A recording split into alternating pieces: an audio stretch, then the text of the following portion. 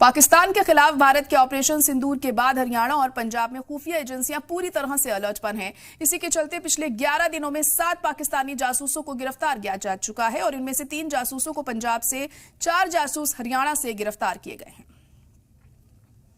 Welcome to Pakistan.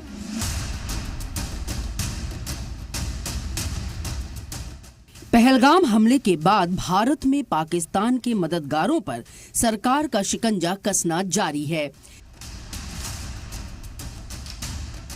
Hisar की YouTuber ज्योति मल्होत्रा का नाम इस सिलसिले में सबसे ज्यादा सुर्खियों में रहा है और पकड़े गए 7 पाकिस्तानी जासूसों में ज्योति मल्होत्रा नंबर 1 पर हैं।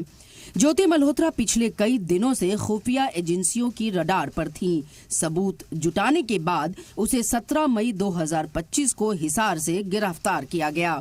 इल्जाम है कि ज्योति मल्होत्रा पाकिस्तान हाई कमीशन के अधिकारी दानिश के कांटेक्ट में थी।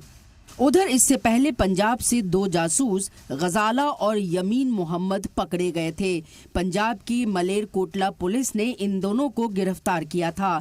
इन दोनों पर भी आईएसआई के लिए काम करने का इल्जाम है। साथ ही हरियाणा के पानीपत में 14 मई को पाकिस्तानी जासूस नुमान इलाही को पकड़ा गया था। इल्जाम है कि नुमान यूपी के कैराना का रहने वाला है और वो पाकिस्तान को संवेदनशील इंफॉर्मेशन भेजता था। नुमान इलाही के बाद हरियाणा के कैथल से एक और जासूस देवेंद्र सिंह को गिरफ्तार किया गया है। देवेंद्र ने ऑपरेशन सिंदूर से जुड़ी जानकारी समेत सेना की खुफिया जानकारियां पाकिस्तान भेजी थीं। साथ ही सुरक्षा एजेंसियों ने हरियाणा के नूंह से पाकिस्तान के लिए जासूसी करने वाले अरमान को भी गिरफ्तार किया है। इल्जाम है कि अरमान व्हाट्सएप से सेना की इंफॉर्मेशन की जानकारी पाकिस्तान भेजता था।